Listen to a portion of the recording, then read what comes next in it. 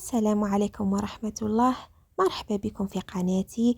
اليوم جيتكم بهذه الوصفة البسيطة والاقتصادية اللي حضرتها بالبسباس وتجي رائعة. وهذه الوصفة اللي يبغوا البسباس واللي ما يبغوهش تاني، اللي يبغوه غادي تعجبهم، باينة بلي تعجبهم، واللي ما يبغوش غادي ما ينتبهوش بلي فيها البسباس، وغادي الجو تاعه يجي بنين في هذه الوصفة.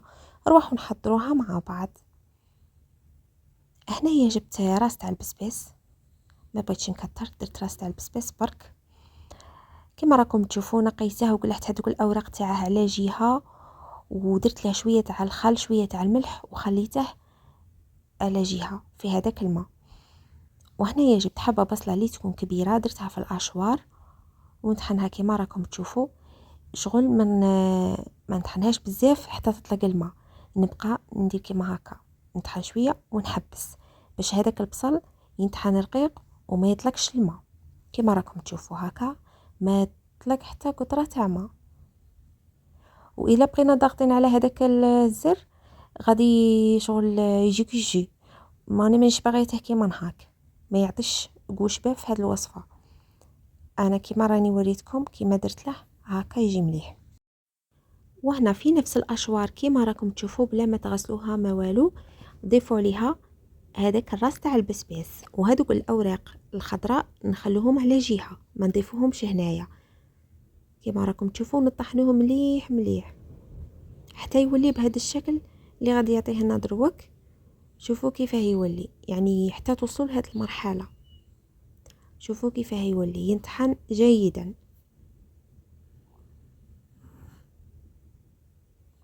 وهنا في هذه المرحله نضيف نصف صدر دجاج، وهنا كميه البسباس اللي ضفناها تكون نفسها كميه الدجاج، يعني كونوا متاكدين بلي هذاك الراس تاع البسباس اللي غادي تضيفوه يكون نفسه كميه صدر الدجاج.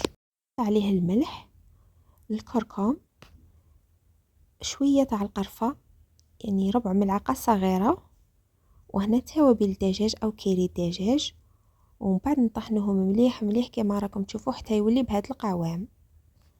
هنايا ندير على جهه، وهنا نضيف عليه ملعقه كبيره تكون معمره مليح نتاع الخبز مطحون كما راكم تشوفوا، باش القوام تاعنا يجينا مليح ونشكلوه بسهوله. هنا يجي شويه يتلاصق ما يجيش ناشف بزاف. كما راكم تشوفوا نبدا ندهن يدي بالزيت او نغسلهم بالماء، ونبدا نشكل في هذوك الكرات كما راكم تشوفوا، ونديرهم في الفرينه هكا، نغلفهم مليح مليح بالفرينه باش ما يتحلوش كما راكم تشوفوا هكا. نسي نغلفهم مليح هكا باش يحافظونا على الشكل وايضا ما ينتحلوناش في الزيت.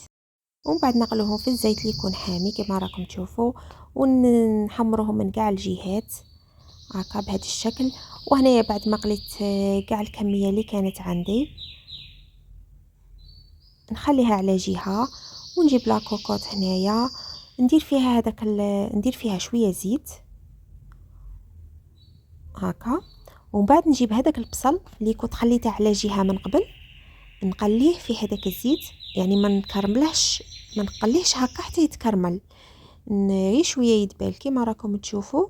ونضيف عليه شويه تاع الحمص. هنا الحمص تاعي كنت بيته ليله في الماء فقط، ما كانش طايب. اذا كان الحمص تاعكم طايب ضيفوه مباشره مع هذاك الكرات تاع البسباس اللي قليناهم. هنايا الحمص تاعي ما كانش طايب، قليت البصل وضفت هذاك الحمص تاعي وغادي نطيبه وحده. هنايا بعد ما ضفته كما راكم تشوفوا نزيد عليه عود تاع القرفه اللي كنت غسلته هكا، وزدت هنايا شويه تاع الزعفران باش يعطيني اللون. تقدروا تضيفوا كركم، انا ضفت زعفران والكركم لانه الكركم اللي عندي ما يطلقش اللون بزاف. وهنايا ضفت شويه تاع الملح. نخلطوا كامل المكونات كما راكم تشوفوا هكا، ومن بعد نمرقوا بالماء اللي يكون ساخن. هنا طبعا ما تكتروش الماء بزاف، ديروا على حساب الكميه تاع الحمص. انا هنا ما كنتش مكتره بزاف الحمص، درت شويه تاع الماء كما راكم تشوفوا هكا باش يكفيني باش يطيب هذاك الحمص وما ينشفش كما راكم تشوفوا هكا. ونديها على النار تطيب لمده ساعه. وهنايا هذاك الحمص بعد ما طاب، نتاكدوا بلي طاب تماما كيما راكم تشوفوا هكا، يعني تاكدوا بلي هذاك الحمص طاب. نضيفوا هذوك الكرات تاع البسباس اللي كنا والدجاج اللي كنا قليناهم من قبل، نضيفوهم في هذاك المرق كما راكم تشوفوا هكا. وهنايا نضيف عليها شويه فلفل اسود، وانا نجيب هذاك الاوراق تاع البسباس اللي كنت احتفظت بهم في الاول، نضيف نص تاعهم ونخلي شويه نديره للتزيين في الاخر. وهنايا نبلع لا كوكوت تاعي ونديها تصفر لمده 20 دقيقه باش يطيب لنا هذاك البسباس من الداخل.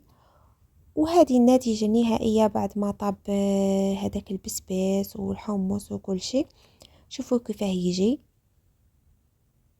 يعني بهذا البسباس بهذه الطريقة، يعني هذه أفضل طريقة جربت بها البسباس، يجي رائع. وحتى البنة تاعه مع هذاك الدجاج وكاع تجي رائعة. وشوفوا كيفاه يجي طري من الداخل، شوفوا كيفاه يجي روعة هذا الطبق. وحتى اللي ما يبغيش البسباس يولي يعجبه. وهنا نكون وصلنا إلى نهاية الفيديو، ما تنسوش تدعمونا بلايك واشتراك، وإلى اللقاء.